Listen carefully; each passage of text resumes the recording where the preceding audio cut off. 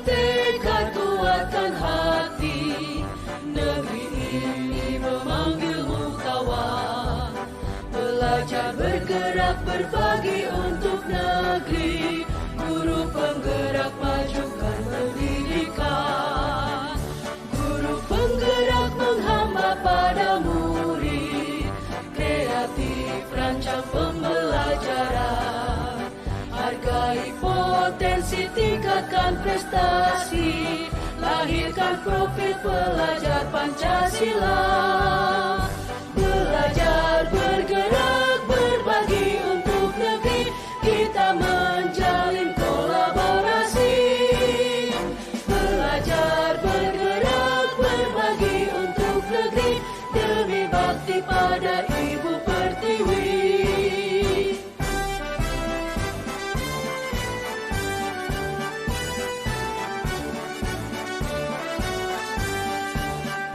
Bulatkan tekad, kuatkan hati.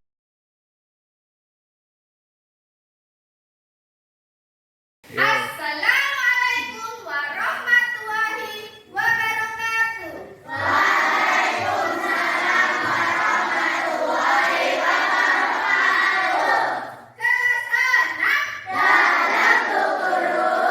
Bagaimana kabarnya hari ini?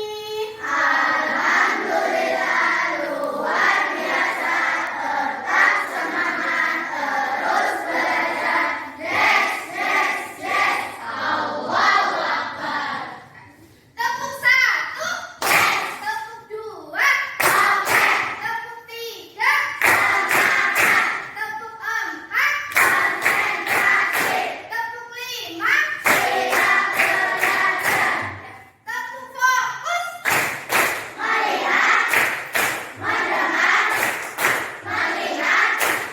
fokus, pintar, tepuk konsentrasi.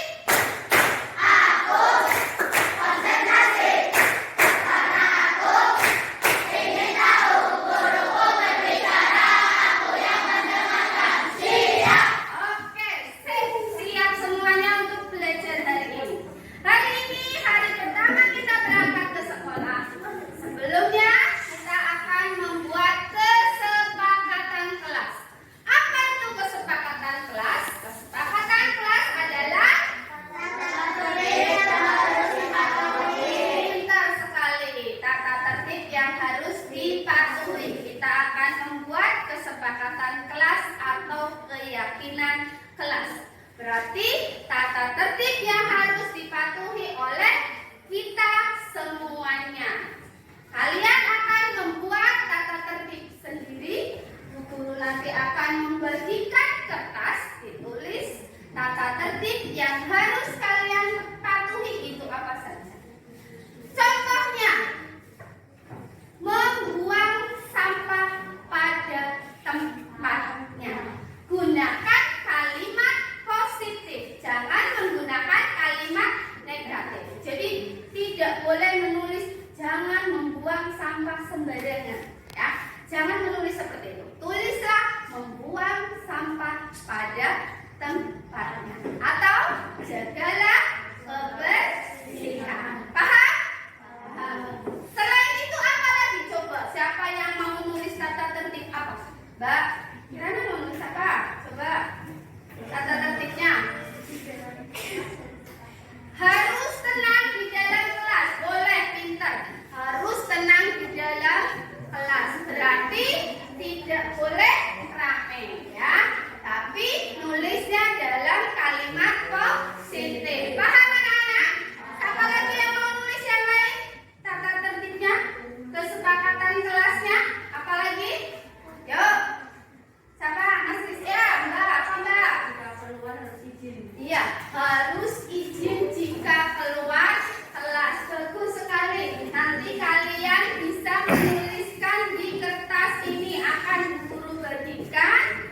Tulis kesepakatan kelas yang akan kita patuhi. Ya. Berarti kamu buat sendiri keyakinan kelasnya, kesepakatan kelasnya, nanti yang mematuhi kalian juga sendiri, ya. Paham anak-anak? Silakan ditulis, siapkan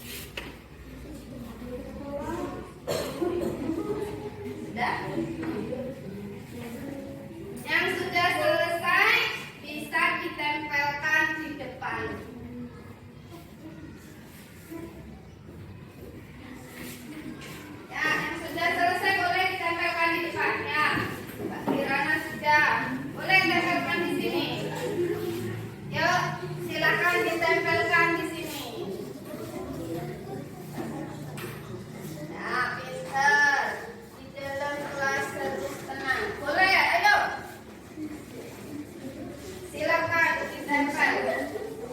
Yang sudah selesai. Ya, sudah? Boleh.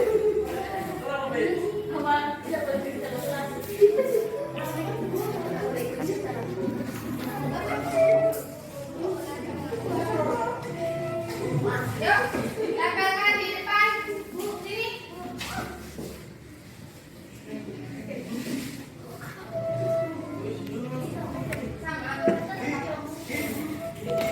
Sini. Ayo ditempel. Ya. Ini tempelkan.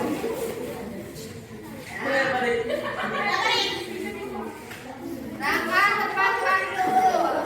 Boleh, yuk. Sini dulu. Patuhi langkah disiplin. Siap.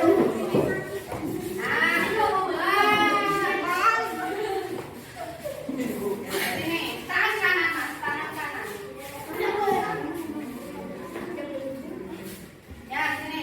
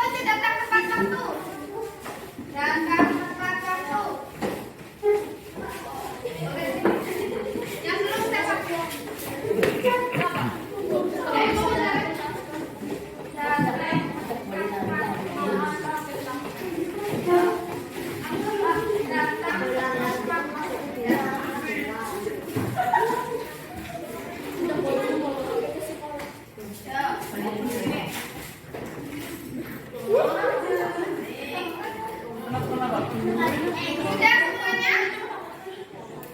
Ya? Belum, ada yang belum.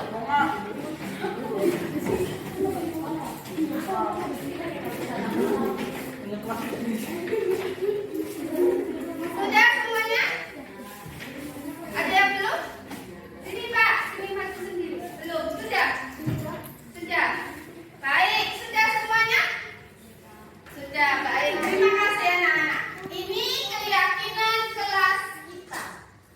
Kamu menulis di sini di dalam kelas harus tetap tenang. Nah, kemudian apa lagi? Buanglah sampah pada tempatnya. Kemudian mendengarkan guru ketika sedang menjelaskan. Ada lagi, jika keluar harus izin. Patuhi tata tertib di kelas. Datang tepat waktu. Menaati jadwal piket. Menghormati guru. Ada lagi, harus izin jika pergi ke toilet. Bagus ya. Sudah bagus semua. Ini keyakinan kelas yang akan kita patuhi. Kita buat sendiri tata tertibnya. Kita patuhi sendiri. Nah, lebih enak kan? Yang buat siapa? Kalian. Nanti yang mematuhi siapa? Kalian juga. Paham anak-anak? Nah, ini keyakinan kelas sudah kita buat, akan kita lakukan di kelas kita. Paham? Paham. Ya. Nanti ini akan guru tempel di sana.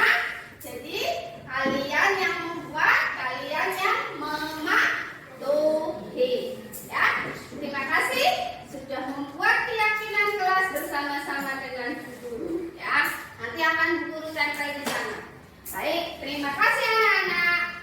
Wassalamualaikum warahmatullahi wabarakatuh. Waalaikumsalam warahmatullahi wabarakatuh.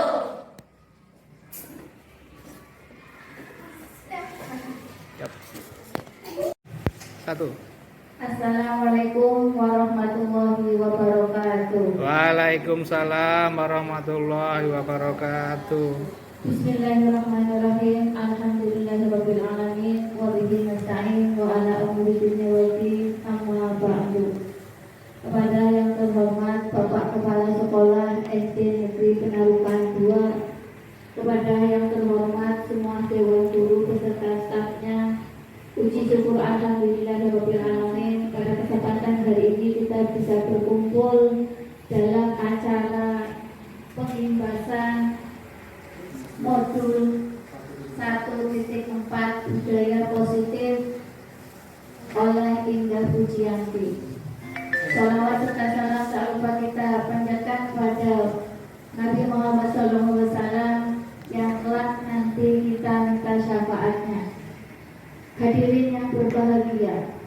Untuk menyingkat waktu, baiklah saya akan menyusun acara pada hari ini. Acara yang pertama yaitu pembukaan, kedua sambutan, dan yang ketiga penyampaian modul, dan diakhiri dengan acara penutup. Untuk memulai acara pada pagi hari ini, kita membaca basmalah. Bismillahirrahmanirrahim.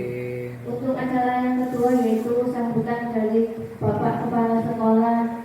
Dalam hal ini akan disampaikan oleh Bapak Ahmad Sarmudin. Kepadanya kami persilakan. Bismillahirrahmanirrahim. Assalamualaikum warahmatullahi wabarakatuh. Waalaikumsalam warahmatullahi wabarakatuh. Alhamdulillahirrahmanirrahim. Wassalatu wassalamu ala asyrofil anbiya'i wal mursalin wa ala alihi wasallam. Yang saya hormati Bapak Ibu Guru SDN Darussalam 02. Yang pertama dan yang paling utama adalah kita sampaikan rasa syukur kepada Allah Subhanahu wa taala sehingga pada kesempatan pagi ini kita dapat berkumpul di acara pembahasan modul 1.4 budaya positif oleh Ida Pujiati, CGP Angkatan 7 Kabupaten Tegal. Salam dan salawat kita sampaikan kepada tujuan kita Nabi Muhammad SAW. Semoga di hari akhir nanti kita mendapatkan syafaat dari beliau. Bapak Ibu yang saya hormati, pada kesempatan pada hari ini kita akan disajikan tentang pembahasan modul 4 yang akan disampaikan oleh Bu Ida Pujiati. Monggo Bapak Ibu bisa diikuti untuk kegiatan hari ini. Semoga acara ini bisa bermanfaat baik bagi oleh penyaji maupun bagi kita semuanya. Saya akhiri, wassalamualaikum warahmatullahi wabarakatuh. Waalaikumsalam warahmatullahi wabarakatuh.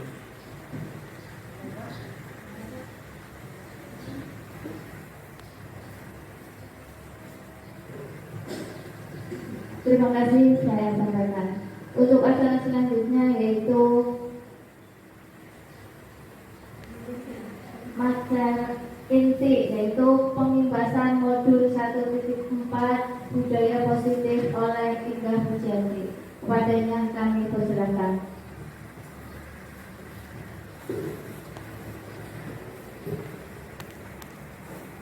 Terima kasih kepada moderator.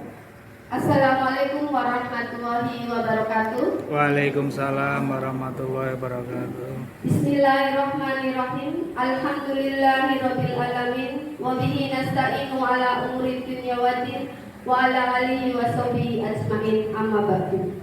Kepada yang terhormat Bapak Kepala Sekolah SD Negeri Penarukan 2, kepada yang terhormat Bapak Ibu Guru SD Negeri Penarukan 2, pertama-tama dan yang paling utama, marilah kita panjatkan puja dan puji syukur sehingga pada hari ini kita bisa berada bersama-sama di sini dalam keadaan sehat walafiat. Amin amin ya rabbal alamin.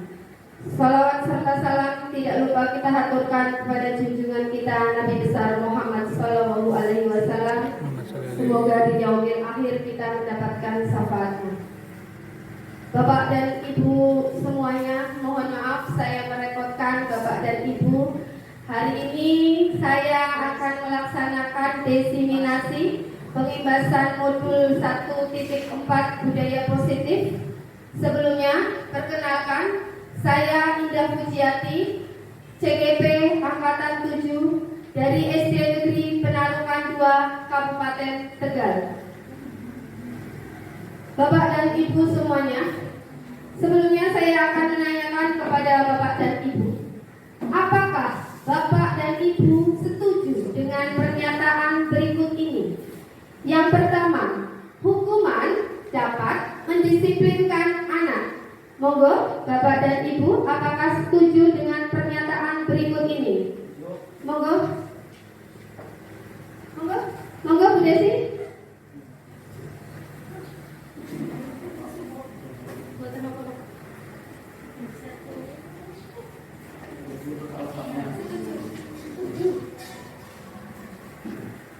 Pendapat saya, hukuman dapat mendisiplinkan anak. Suatu hal yang menurut saya setuju. Selain hukuman itu memberikan anak kedisiplinan, juga akan mendidik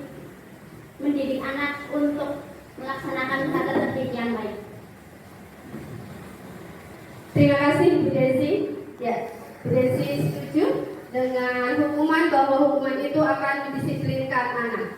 Baik, kalimat yang kedua, pemberian hukuman dengan hal positif seperti membaca atau membersihkan halaman sekolah dapat meningkatkan disiplin anak.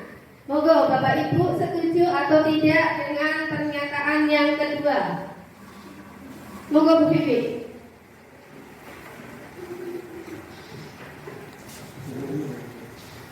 Saya setuju memberikan hukuman dengan hal positif seperti membaca atau membersihkan halaman sekolah dapat meningkatkan disiplin anak. Karena kalau anak dibiarkan melanggar suatu tata tertib, tidak ditegur atau tidak diberi hukuman, anak itu tidak akan cerdas dan selalu melanggar tata tertib sekolah. Terima kasih Bu Vivi. Ya, kita biasa memberikan hukuman dengan hal positif seperti membaca dan membersihkan halaman sekolah. Itu juga pernah saya lakukan dulu sebelum saya belajar modul 1.4. Baik, nanti kita akan belajar bersama-sama. Kemudian yang ketiga, memberi penghargaan dapat meningkatkan motivasi belajar anak. Apakah Bapak dan Ibu setuju dengan kalimat berikut ini? Monggo, Pak Budi. Monggo Pak. Menurut saya sangat setuju ya dengan penghargaan atau memberi penghargaan atau memberikan motivasi belajar anak, itu saya sangat setuju. Karena dengan penghargaan atau reward itu anak akan berlomba-lomba yang untuk meningkatkan kemampuannya dalam belajar dan menuntut ilmu.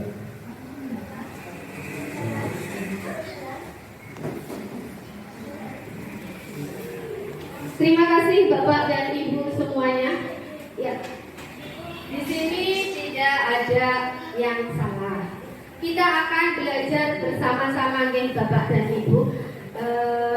Dulu juga saya beranggapan ini adalah betul dan saya setuju sebelum saya mempelajari modul 1.4.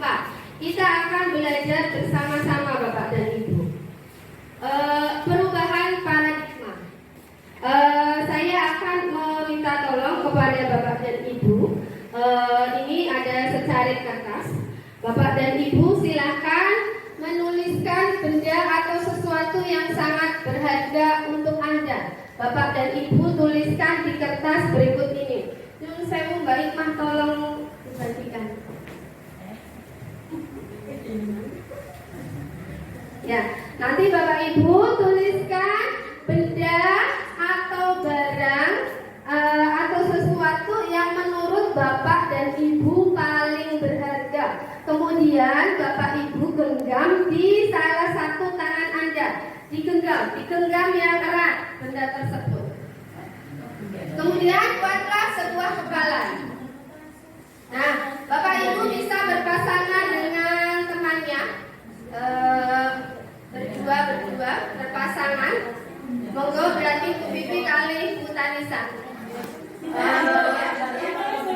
Ditulis dulu bendanya ditulis dulu, dilipat dulu. Bu Vivi tulis dulu di situ. Sudah ditulis? Kemudian dilipat kecil. Monggo, ditulis yang paling berharga menurut Bapak dan Ibu. Digenggam di tangannya. Digenggam. Monggo, digenggam. Bendanya terserah Bapak dan Ibu. Kalau Bapak dan Ibu yang menurut Bapak dan Ibu yang paling berharga apa? Kalau menurut Bu Desi yang paling berharga itu emas, ya boleh ditulis emas. Kalau yang paling berharga mobil, ya boleh ditulis mobil. Apa saja menurut Bapak dan Ibu. Kemudian dilipat, digenggam di tangan.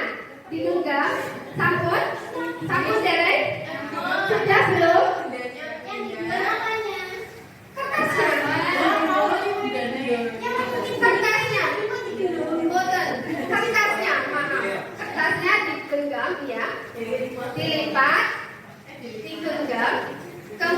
dengan sepasang temannya. Temannya akan berusaha membujuk, mengancam, mengkritik, merayu agar Anda dapat membuka kepala Anda. Silakan. Berarti Bu Desi dengan Bu Ria. Silakan. Bu Desi minta dibuka-buka. Bu Ati dengan Bu Hikmah. Monggo. Silakan. Bagaimana caranya teman Anda mau membuka atau tidak? Ayo. Silakan. Ya. Iya. Terserah Anda masing-masing. Mau buka atau tidak terserah masing-masing. Monggo. Monggo terserah. Ya. Ya. Sudah? Baik, terima kasih. Sekarang saya akan menanyakan kepada Bu. Monggo silakan. Bagaimana Bu Fitri? Silakan. Temannya bagaimana, mau buka atau tidak? Monggo. Silakan Bu Fitri. Tadi teman saya atau partner saya itu Utari. Ini saya berhasil mendapatkan berkasnya Ya. dengan rayuan. Ya, dengan rayuan. Isinya adalah tas. Benda, berarti benda kesayangannya adalah tas. Terima kasih Bu Fitri. Berarti Bu Fitri berhasil membuka tangan Bu Tari, merayu ya. Akhirnya Bu Tari membuka. Baik. Kemudian monggo siapa lagi? Bu Tanisa. Tanisa monggo.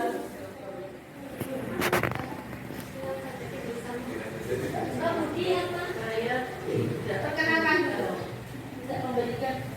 Nama saya Tanisa. Nama saya Bu Fitri. Saya tidak bisa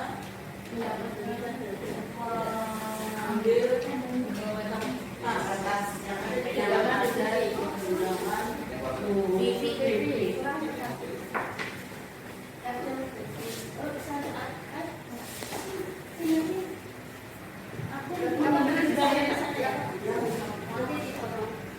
Nama saya Bu Murtakia. Saya tidak berhasil membujuk atau meminta kertas yang ada di genggamannya Bu Tanisa, karena Bu Tanisa tidak mau memberikan sesuatu yang berharga yang ada pada tangannya. Yang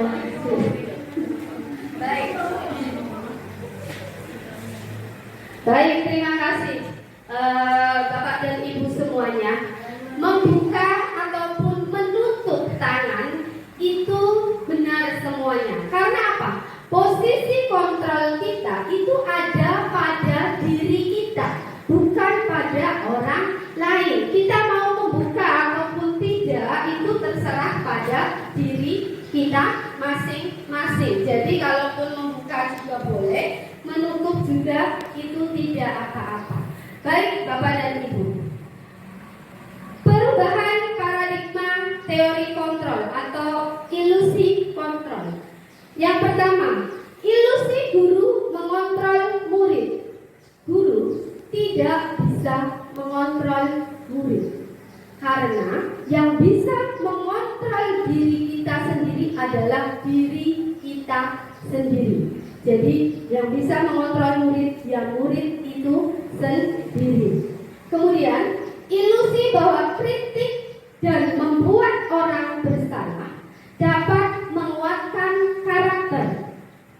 Kritik dan membuat orang bersalah kadang membuat orang tersebut menjadi sakit hati kalau tidak disampaikan pada waktu yang pas, ya. Jadi ini adalah ilusi kontrol. Kemudian ilusi bahwa semua penguatan positif, efektif dan bermanfaat. Ya, tidak semua penguatan positif itu bisa bermanfaat bagi diri orang lain. Jadi semuanya adalah yang memegang kontrol diri kita sendiri. Ya. Ilusi bahwa orang dewasa memiliki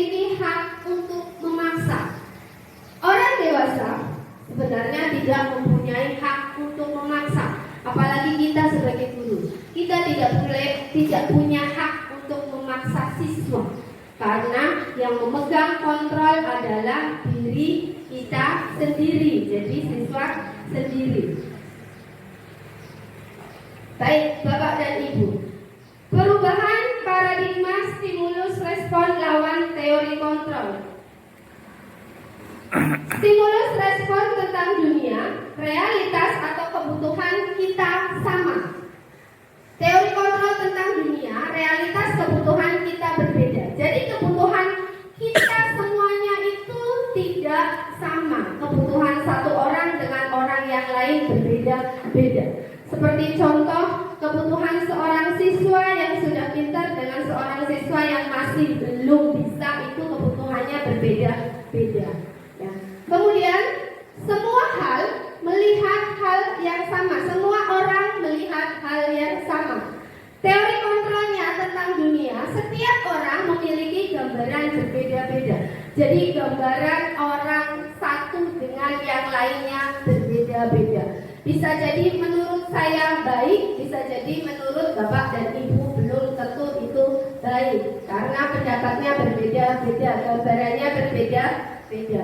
Kemudian kita mencoba mengubah orang agar berpandangan sama dengan kita. Teori kontrolnya, kita berusaha memahami pandangan orang lain tentang dunia.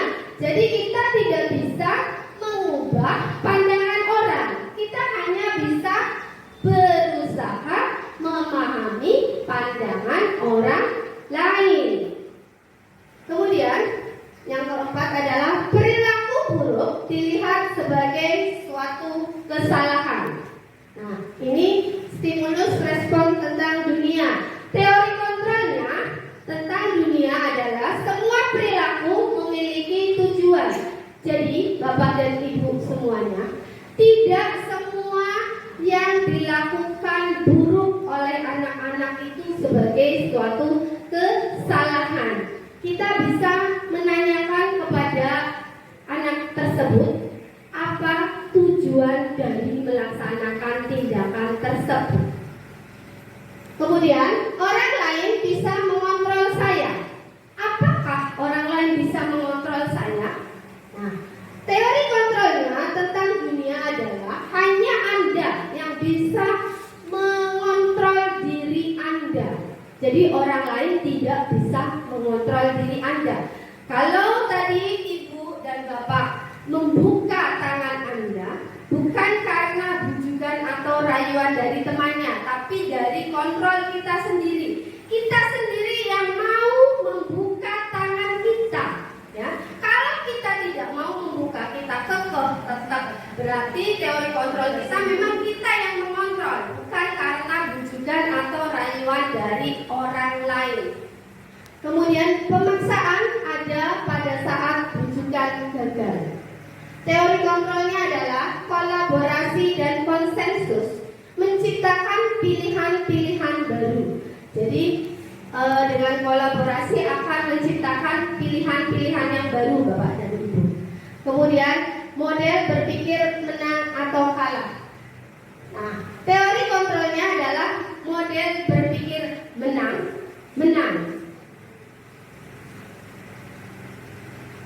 Selanjutnya Bapak dan Ibu, ini sesuai dengan tujuan pendidikan yang digembor-gemborkan oleh KHD, oleh Bapak Ki Hajar Dewantoro, yaitu tugas kita sebagai seorang guru adalah menuntun segala kodrat yang ada pada anak agar mereka dapat mencapai keselamatan dan kebahagiaan yang setinggi-tingginya. Jadi Bapak dan Ibu, tugas kita adalah menuntun, bukan menuntut.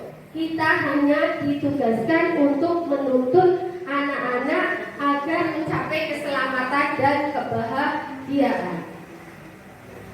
Bapak dan Ibu semuanya, apa itu budaya positif?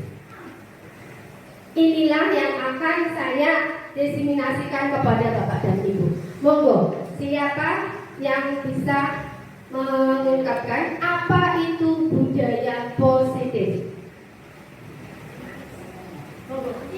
Monggo, Mbak.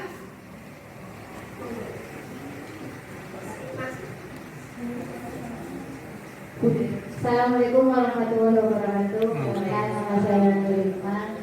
Apa itu budaya positif? Budaya positif adalah budaya yang harus dikembangkan atau budaya yang diambil baik-baiknya saja.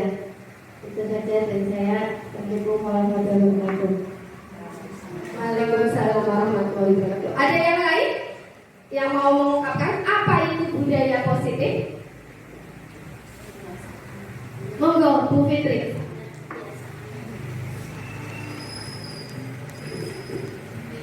Assalamualaikum warahmatullahi wabarakatuh. Nama saya Fitri Aulia. Apa itu budaya positif? Budaya positif adalah suatu kebiasaan yang ditanamkan kepada anak, yaitu kebiasaan hal-hal yang baik. Contohnya kalau di anak SD itu kebiasaan, kalau pagi itu bersalaman dengan guru.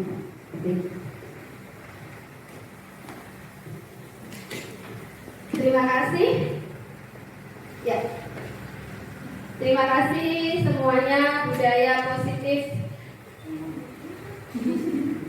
Bapak dan Ibu semuanya, budaya positif adalah nilai-nilai, keyakinan, dan kebiasaan-kebiasaan di sekolah yang berpihak pada murid agar murid dapat berkembang menjadi pribadi yang kritis, penuh hormat dan tanggung jawab. Jadi, budaya positif itu sangat baik diterapkan di sekolah kita.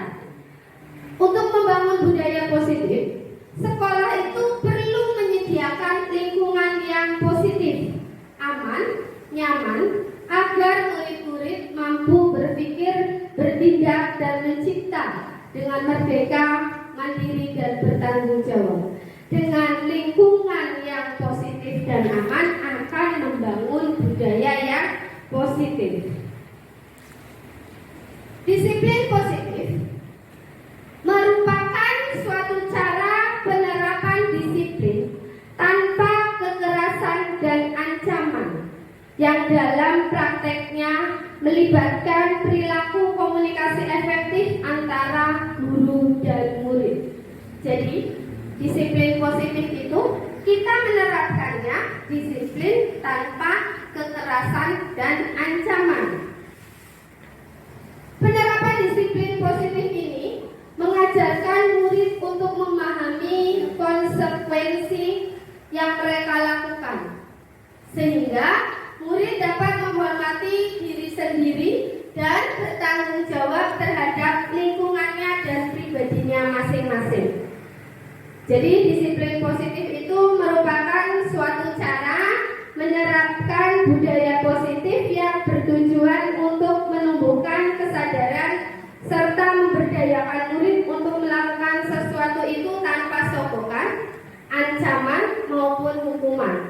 Murid secara sadar melakukan sendiri, Bapak dan Ibu, dan ini membutuhkan ekstra kerja keras bagi kita semuanya. Ya.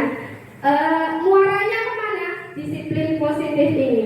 Disiplin positif ini nanti muaranya akan membawa murid pada nilai-nilai kebajikan yang sesuai dengan profil pelajar Pancasila.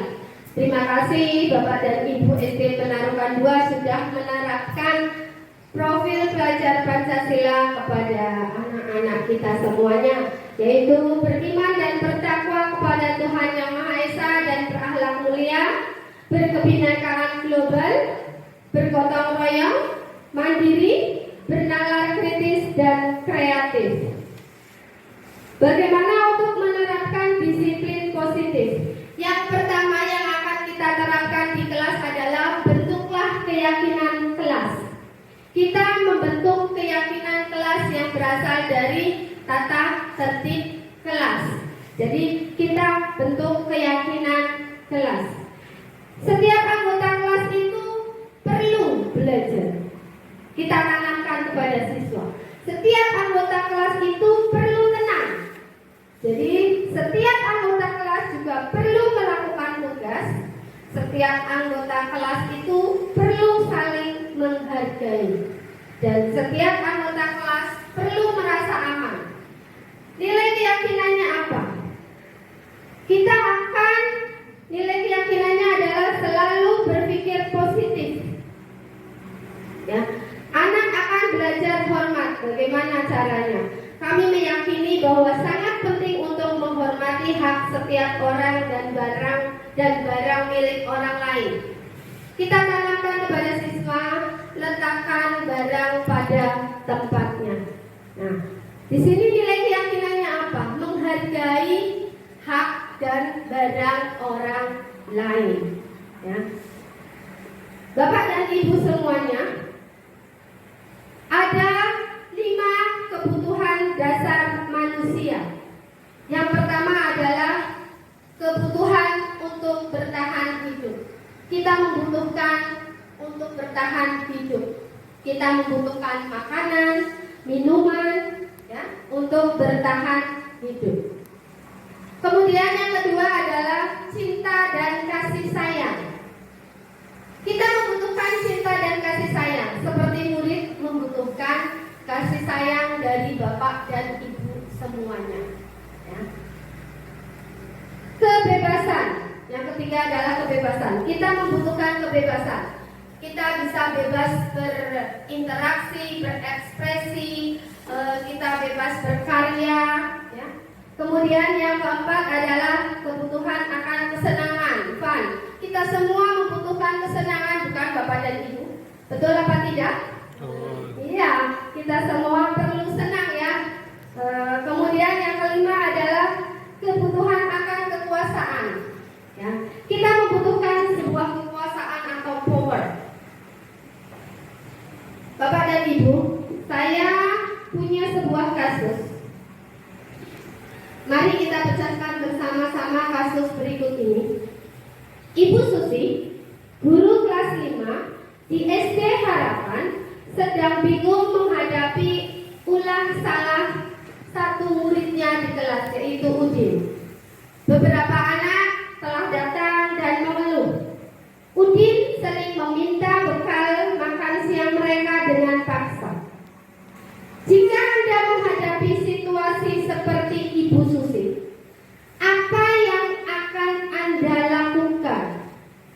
Menurut Anda, kira-kira apa alasan Udin melakukan itu? Baik Bapak dan Ibu, menurut Anda bagaimana? Monggo silakan. Monggo Bu Tari.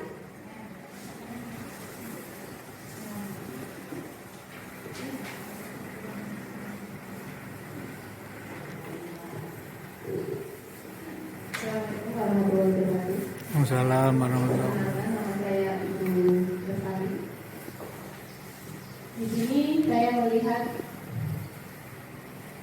dari masalah Bu Susi.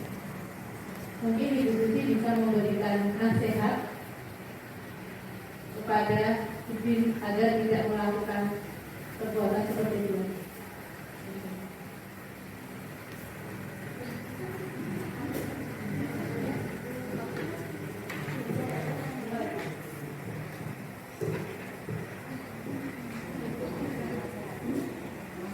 Baik, terima kasih Ibu Tari.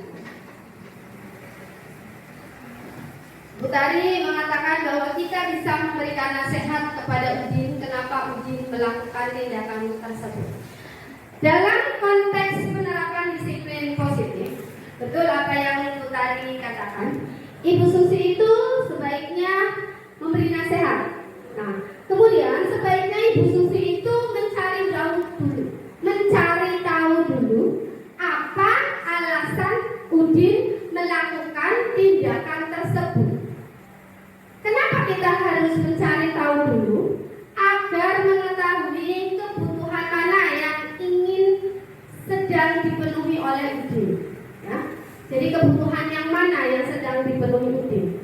Jadi apabila jawaban Udin karena ia lapar dan orang tuanya tidak membawakan bekal makan siang, itu termasuk ke dalam kebutuhan bertahan hidup.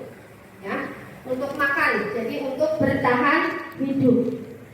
Apabila jawabannya Udin itu karena ia senang temannya jadi memperhatikan, berarti itu kebutuhannya adalah untuk cinta dan kasih sayang.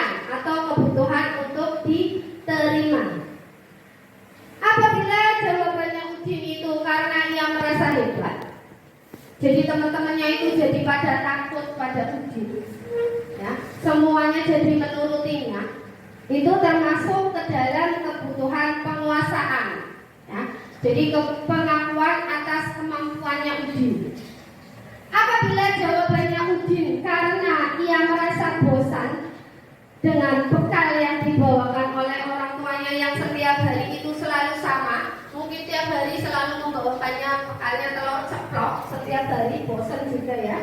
Jadi itu adalah kebutuhan untuk kebebasan. Ya. Apabila jawabannya Udin itu karena iseng saja dan ia menikmati ekspresi wajah temannya yang kesal karena makanannya diambil oleh Udin, itu termasuk ke dalam kebutuhan kesenangan. Jadi kita tanya dulu apa alasannya Udin. Ya, Bapak dan Ibu semuanya. Bapak dan Ibu semuanya, di sini ada 5 posisi kontrol guru. Yang pertama adalah sebagai penghukum. Guru sebagai penghukum, apabila anak melakukan tindakan yang salah akan memberi hukuman. Ini dulu pernah saya lakukan. Apabila anak tidak mengerjakan PR, suruh anak lari-lari di depan lapangan berapa kali. Nah, ini termasuk tindakan penghukum. Dulu pernah saya lakukan. Kemudian pembuat rasa bersalah. Anak dibuat rasa bersalah. Apakah kamu tidak kasihan sama Bu Guru? Bu Guru sudah mengatakan setiap hari kerjakan PR-nya anak-anak, tapi anak-anaknya biasanya masih tidak mengerjakan. Ini adalah pembuat rasa bersalah. Kemudian sebagai teman, guru seperti teman dengan siswanya. Kemudian sebagai pemantau, guru adalah memantau kegiatan siswa. Dan yang kelima adalah sebagai manajer. Ini adalah posisi kontrol yang paling bagus sebagai manajer. Untuk lebih jelasnya, saya akan putarkan video tentang 5 posisi kontrol. Monggo Bapak dan Ibu, kita lihat bersama-sama. Naren, sini kamu. Selamat pagi, Bu. Selalu terlambat. Kamu deh, pasti terlambat. Maaf, Bu. Saya Apa? Apa coba? Alasan kamu apa lagi? Kapan sih kamu tidak terlambat? Malas sekali ya kamu jadi anak. saya Dasar pemalas. Gak kapok-kapok sih kamu. Sudah berapa kali terlambat? Sana, kamu keliling lapangan basket 2 kali. kenapa saya harus keliling lapangan basket, Bu? Kenapa? Kamu menolak ibu. Berani-beraninya jawab. Sudah terlambat, masih berani jawab pula. Sekarang, keliling lapangan basket 5 kali sekalian. Biar kapok. Cepat. Pergi sana ke lapangan basket. Tadi yang pertama adalah penghukum ya Ibu, Bapak dan Ibu. Yang ini adalah membuat rasa bersalah. Naren,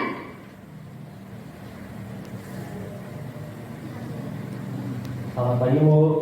Naren, kamu kenapa terlambat lagi nak? Ya Tuhan Naren, kamu senang ya bikin ibu susah ya? Kalau kamu terlambat lagi, nanti ibu yang ditegur bapak kepala sekolah nak. Disangka ibu tidak bisa membina kamu. Duh, gimana ini? Maaf, Bu. Duh Gusti Naren, kamu suka ya kalau ibu ditegur bapak kepala sekolah? Terus, sekarang ibu harus tulis apa yang di buku absen? Ini kamu sudah sering terlambat loh. Ibu harus apa coba? Maaf, Bu. Maaf sekali. Ya sudah, lain kali jangan bikin ibu susah lagi ya nak ya. Ibu tidak akan kuat lagi kalau kamu begini terus. Bisa jantungan kalau ibu tegur bapak kepala sekolah. Sana cepat kelas. Maaf ya Bu, maaf sekali. Ini sebagai posisi teman Bapak dan Ibu.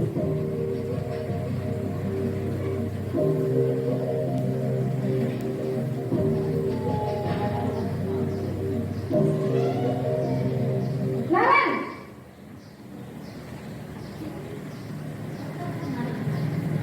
Selamat pagi Bu. Wah, sudah jam berapa ini nak? Terlambat lagi ya sayang. Iya Bu, habis ibu saya lupa bangunkan saya Bu. Kamu malah menyalahkan ibu kamu. Kamu bukannya anak yang larinya paling kencang. Kok terlambat sih? Iya Bu, saya memang selamat bangun tadi. Jadi biarpun saya lari kencang, tetap nggak kesenjar Bu. Ya sudah sana. Nanti lain kali larinya lebih kencang lagi ya. Biar gak terlambat lagi. Bikin seneng ibu. Demi ibu. Bisa kan? Bisa lah Bu. Ya sudah sana masuk kelas. Ibu beresin urusan absen kamu. Kamu ini ada-ada saja. Ini sebagai posisi pemantau atau monitor.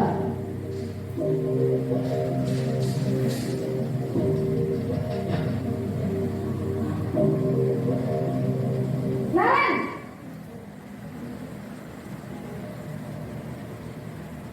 Selamat pagi Bu. Naren, apa peraturan sekolah kita tentang jam berapa kita harus masuk sekolah, nak? Kita harus di sekolah jam 7 Bu. Iya betul, sekarang sudah jam 7.20. Naren sudah tahu konsekuensinya jika terlambat hadir. Paham Bu. Saya harus tinggal kelas pas jam istirahat selama 20 menit. Iya benar, konsekuensinya demikian. Jadi nanti jam 9.30 pas istirahat, kamu harus tinggal di kelas, kerjakan tugas tambahan untuk ketertinggalan kamu, ya? Baik Bu.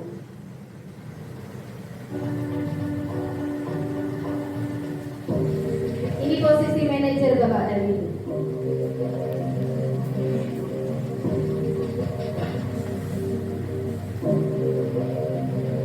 Naren!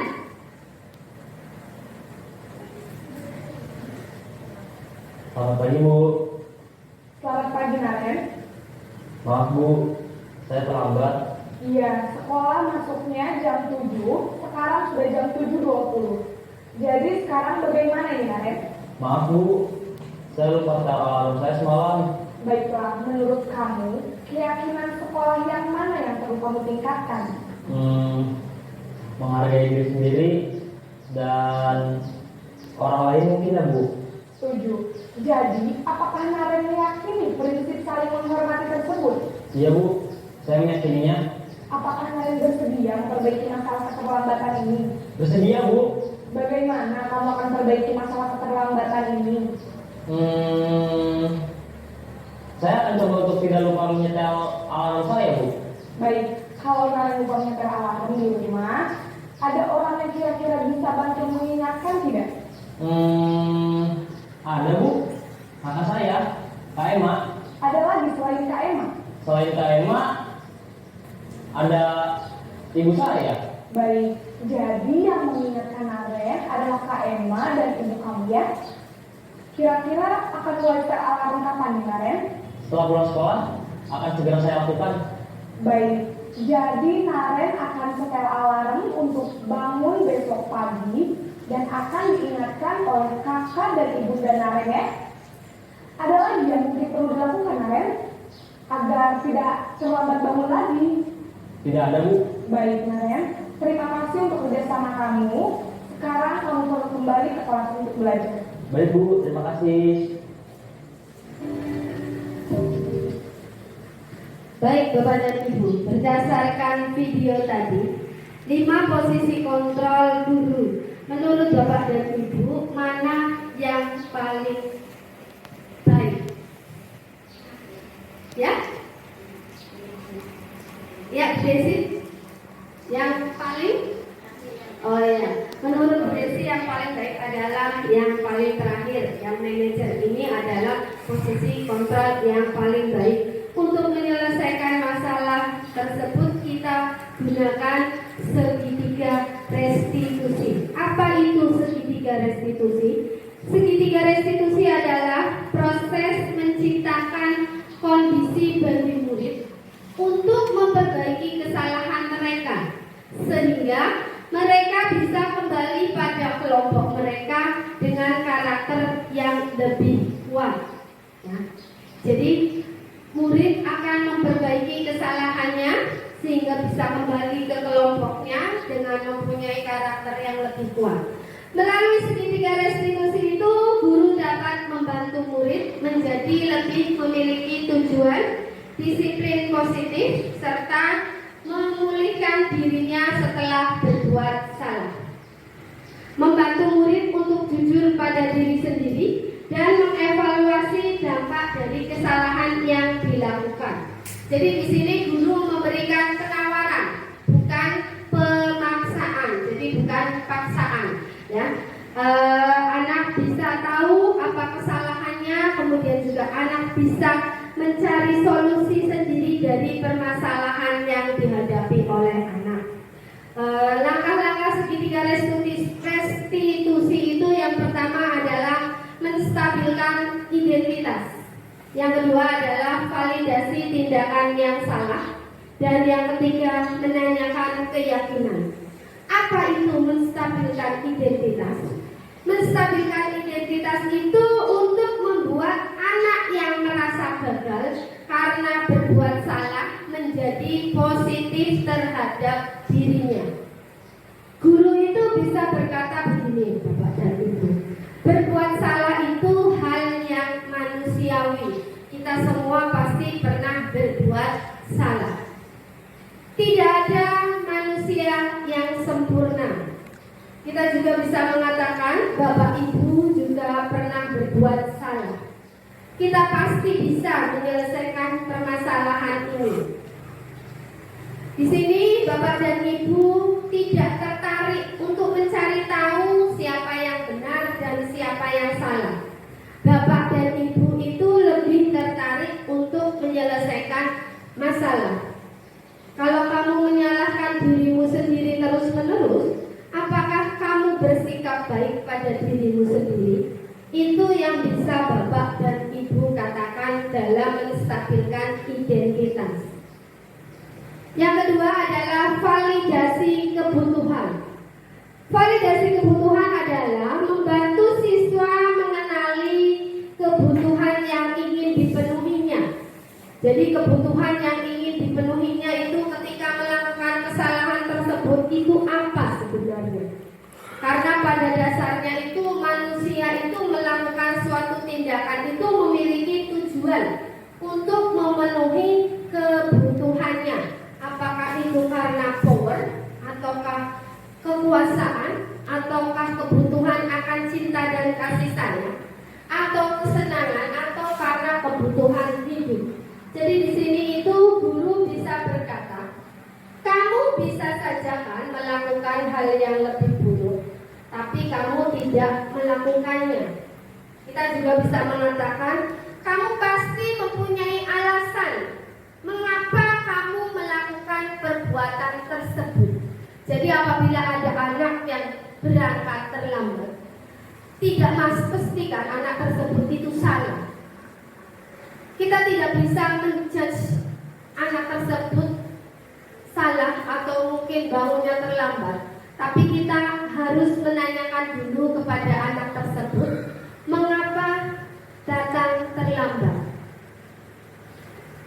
Pasti ada alasan dibalik semua itu. Karena kita semua memiliki kebutuhan.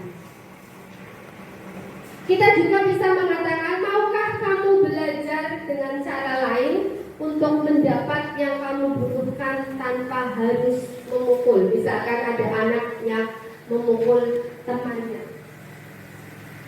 Kemudian yang ketiga adalah menanyakan keyakinan.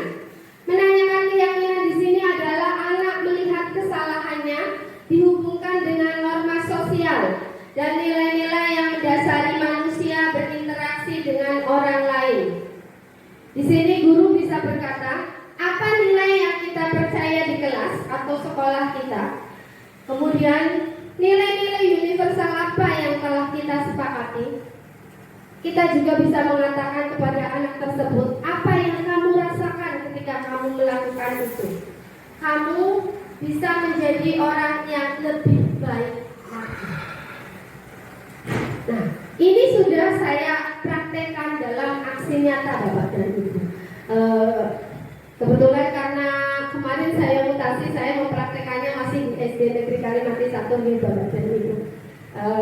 Ini ada videonya, sudah saya rekam Bapak dan Ibu.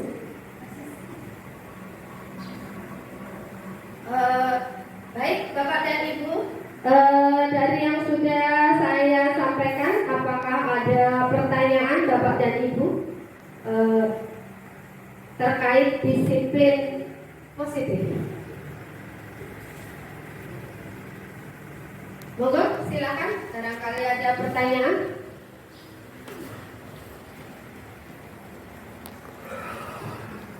Monggo Bu Desi mau menanyakan.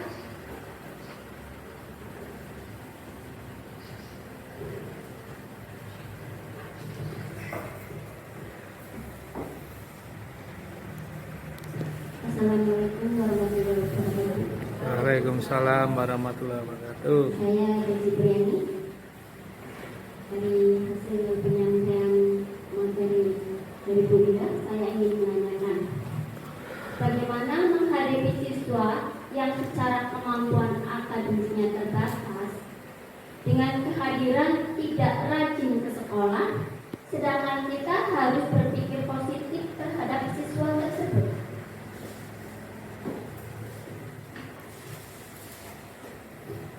Ini langsung saya jawab atau mau ada pertanyaan lagi Bapak dan Ibu? Oh, dijawab dulu ya. Baik Bapak dan Ibu. Pertanyaan dari Bu Desi sangat menarik sekali. Menghadapi siswa yang secara kemampuan akademis terbatas dengan kehadiran yang tidak rajin ke sekolah. Baik Bapak dan Ibu, kita harus berpikir positif terhadap siswa tersebut. Jadi kita harus berpikir positif terhadap siswa tersebut Bapak dan Ibu. Apa yang harus kita lakukan? Kita bisa berkolaborasi dengan orang tua murid, dengan Bapak Kepala Sekolah, dengan siswa. Kita bisa melaksanakan kunjungan ke rumah orang tua murid tersebut. Kita tanyakan apa sebenarnya yang melatar belakangi siswa tersebut jarang berangkat sekolah. Apa yang melatar belakanginya? Kita bisa menanyakan tersebut untuk mengetahui sebenarnya apa kebutuhan siswa tersebut.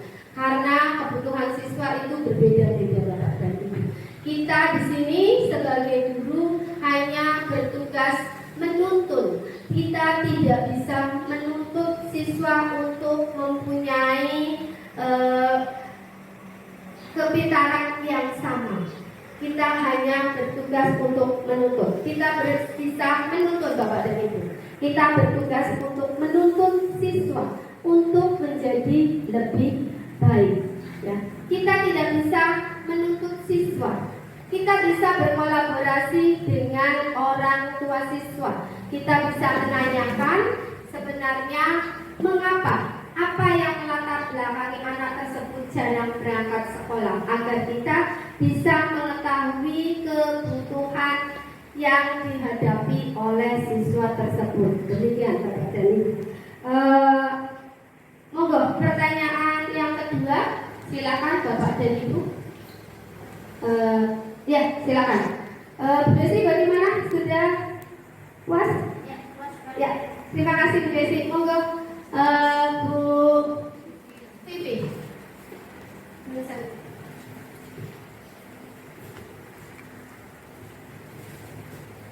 Assalamualaikum warahmatullahi wabarakatuh. Dari materi yang sudah dipaparkan Ibu Ida tadi, saya ingin menanyakan pertanyaan. Bagaimana menurut Ibu Ida gerbang sekolah ditutup pukul 7 tanpa menanyakan alasan apa anak-anak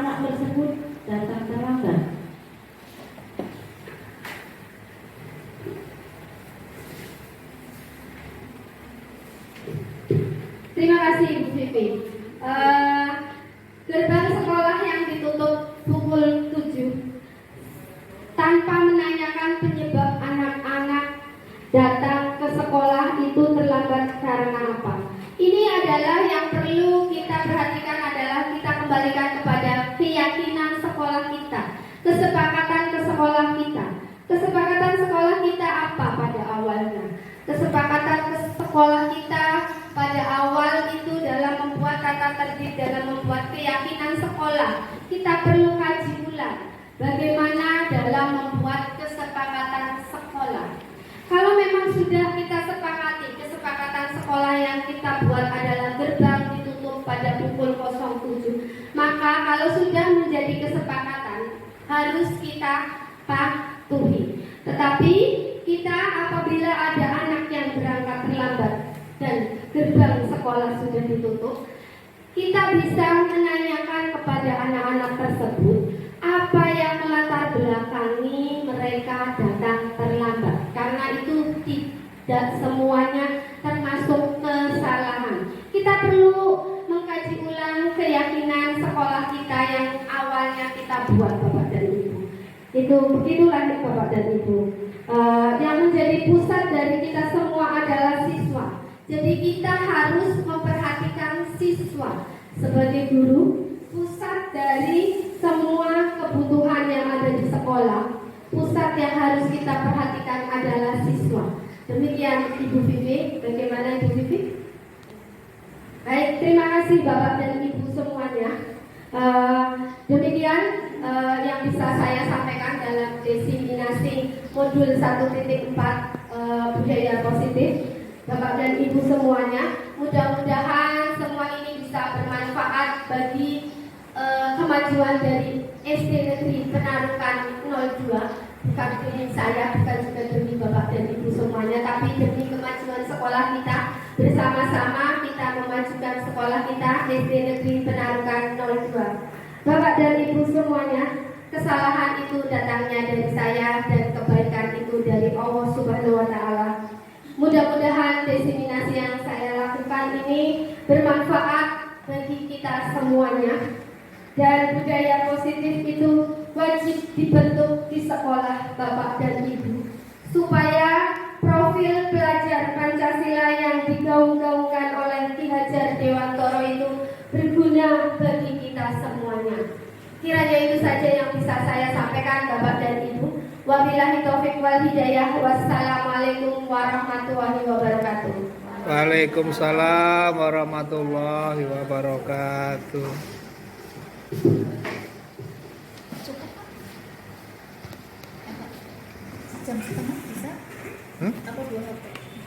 Demikianlah rangkaian acara pada siang hari ini.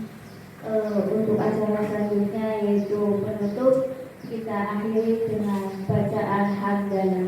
Alhamdulillahirabbil alamin. Saya akhiri. Assalamualaikum warahmatullahi wabarakatuh. Waalaikumsalam warahmatullahi wabarakatuh.